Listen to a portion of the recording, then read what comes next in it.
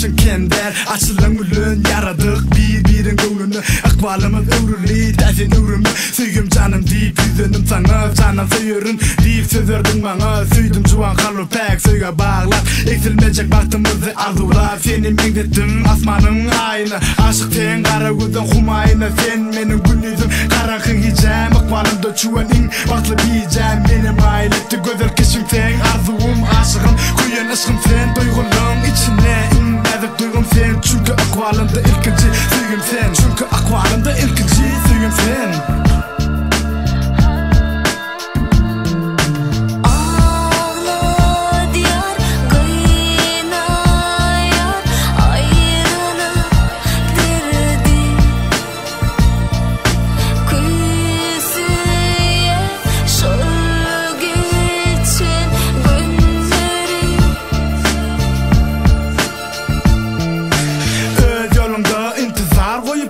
gözlerimden kayıp olunda yittin pek söyümü yüreğimde sakladım yola bakıp gelir deyip çakladım gözümde bana oğrun bakanım sen gittin daralı cümle cahanım gözün kayıp yüreğimi alıp gittin ona derek öz yüreğimi koyup gittin şol yağışlı geceni yadıma saldım yıllarımdan korkup kucağıma dolum seni güzep şol günleri yatlayan men yaşap bilmerini seni yatlaman cuha yine oturun gece göçeni kara gözümü güzep yatlayan seni Döredi ayrılık hiç bir sebepsiz şunu da söyen men söyen cevapsız şunu da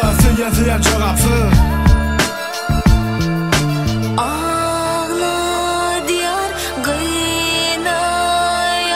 ayrılık derdi